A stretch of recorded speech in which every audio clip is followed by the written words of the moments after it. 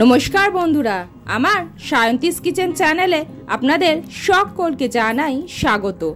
আজকে বানিয়ে দেখাবো টক দই দিয়ে হোলি স্পেশাল দারুণ সুন্দর লস্যি, যা দোকানের লস্যির থেকে অনেক বেশি খেতে টেস্টি হয়। এইভাবে একবার লস্যি বানিয়ে আপনারা অবশ্যই খেয়ে দেখবেন। তো আসুন দেখা যাক এই লস্যিটা কিভাবে বানাচ্ছি। এখানে টোটাল 400 গ্রাম টক দই নিয়ে নিয়েছি। টক দইয়ের ভিতরে এইবারে দিয়ে দেব পরিমাণ মতন চিনি।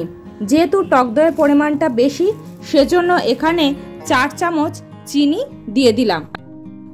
চিনি দিয়ে দেওয়ার পর এইবার এটাকে ভালো করে আগে চিনির সাথে ফেটিয়ে নিতে হবে।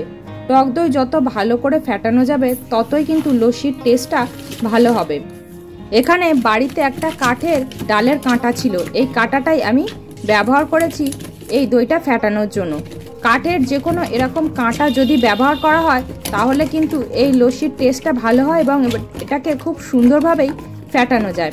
এটাকে চামচ বা মিক্সার গ্রাইন্ডারে ফেটালে কিন্তু এত সুন্দর টেস্ট হয় না।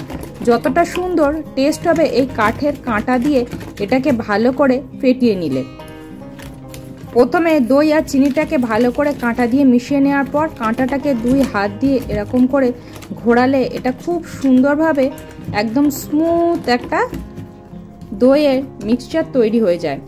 এইভাবেই হাত দিয়ে কাঁটাটাকে ঘোরাতে হবে, তাহলে দেখুন একদম সফট হয়ে যাচ্ছে এই দইটা এবং কতটা সুন্দর হয়ে যাচ্ছে ফেটানোর পর।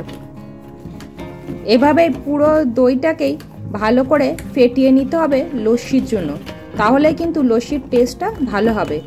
এভাবে অল্প অল্প করে ফেটিয়ে নিয়ে তারপর আবার পুরোটা ভালো করে হাত দিয়ে মিক্স করে আবারও এইভাবে 2 হাতের সাহায্যে কাঁটাটাকে ঘুরিয়ে ঘুরিয়ে ফেটিয়ে নিতে হবে।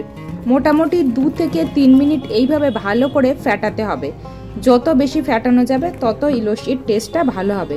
2 থেকে 3 মিনিট ফাটানোর পর দেখুন একদম স্মুথ হয়ে গেছে এটা এবং অনেকটাই ঘন আছে। এভাবে এটাকে একদম স্মুথ ব্যাটার বানিয়ে নেওয়া হয়ে গেছে। এরকম ঘন অবস্থাতেই এর ভিতরে অল্প একটুখানি ক্রাশ করা গোলমরিচ দিয়ে দেব। তারপর এর ভিতরে দিয়ে দেব 1 টিস্পুনের মতন চাট মশলা। চাট মশলাটা দিলে এই লস্যির টেস্টটা কিন্তু দারুণ আসে, সেজন্যই একটু চাট মশলা দিয়ে দিলাম। আর গোলমরিচটা একটু ক্রাশ করে দিয়েছি যাতে একটু মুখে পড়ে একটু ঝালঝাল হয়। যারা ঝাল খেতে পছন্দ করেন না গোলমরিচটা অ্যাভয়েড করবেন, তবে গোলমরিচের কিন্তু একটা খুব সুন্দর ফ্লেভারও আছে। এবার দিয়ে দিলাম ভেজে রাখা ধনে আর জিরে গুঁড়ো। যতটা পরিমাণ চাট মশলা তার অর্ধেক পরিমাণ ভাজা ধনে জিরে গুঁড়ো দিয়ে দিয়েছি। এবার দিয়ে দিলাম বিট নুন। বিট নুনটা পরিমাণ মতো। সমস্ত উপকরণগুলো দিয়ে এইবারে আস্তে আস্তে এটার সাথে ভালো করে মিশিয়ে নেব। আমি কিন্তু এখনো এর ভিতরে কোনো প্রকার জল ব্যবহার করিনি। একদম ঘন অবস্থাতেই সমস্ত মশলাগুলো দিয়ে আগে ভালো করে মিশিয়ে নিতে হবে। দইটা ফেটানোর পর কিন্তু মশলাগুলো ব্যবহার করতে হবে, না হলে এই লস্যির টেস্টটা ভালো আসবে না।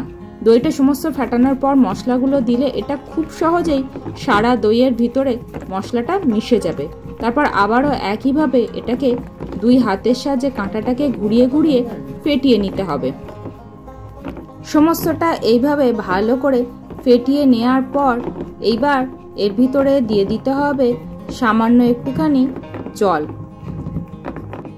জলের পরিমাণটা কিন্তু খুব সামান্যই দেওয়া হবে, বেশি পরিমাণ জল দেওয়ার প্রয়োজন নেই। লস্যি যত ঘন হবে তত কিন্তু এটা খেতে টেস্টি হবে। সাধারণত দোকানে যে লস্যিগুলো পাওয়া যায় সেগুলো বেশ পাতলা। পাতলা লস্যির চেয়ে ঘন লস্যি খেতে কিন্তু বেশি ভালো লাগে। সেজন্যই আমি যেহেতু বাড়িতে বানিয়েছি তাই লস্যিটা ঘনই বানিয়েছি। এবারে লস্যিটাকে ভালো করে মিশিয়ে নিয়েছি। এবার এটাকে গ্লাসে ঢেলে নেব। এখানে এই 400 গ্রাম দই থেকে টোটাল এই গ্লাসের 1.5 গ্লাস মতো লস্যি হবে। এখানে 1 গ্লাস আমি ঢেলে দেখাচ্ছি, আর বাকি প্রায় অর্ধেক মতো এখনো আছে যেটা আমি রেখে দিয়েছি। দেখুন লস্যিটা দেখেই বুঝতে পারছেন এটা কতটা ঘন হয়েছে, আর এতটা ঘন হওয়ার কারণেই কিন্তু এটা খেতেও দুর্দান্ত টেস্টের হবে। এবার ওপর থেকে সমস্ত মশলা আবার একটুখানি করে দিয়ে দেব। সামান্য একটুখানি ভাজা ধনে জিরে গুঁড়োর যে মশলা ছিল সেটা দিয়েছি। তারপর দিয়ে দেব ক্রাশ করে রাখা গোলমরিচগুলো, সেটা খুব সামান্য। গোলমরিচ দিলে খুব সুন্দর একটা ফ্লেভার আসে।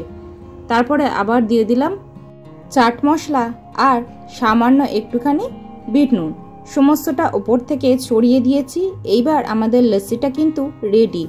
হোলির দিনে এইরকম ঠান্ডা ঠান্ডা লস্যি কিন্তু দুর্দান্ত লাগে। হোলি স্পেশাল এই লস্যি আপনাদের কেমন লাগলো অবশ্যই কমেন্ট করে জানাবেন। ভালো লাগলে একটা লাইক করুন। পরিবার, বন্ধুবান্ধব, আত্মীয় স্বজনের সাথে এটি শেয়ার করুন। আমার এই ছোট্ট পরিবারের সদস্য হতে চ্যানেলটি সাবস্ক্রাইব করে পাশে থাকুন। ভিডিওটি শেষ পর্যন্ত দেখার জন্য সকলকে অসংখ্য ধন্যবাদ।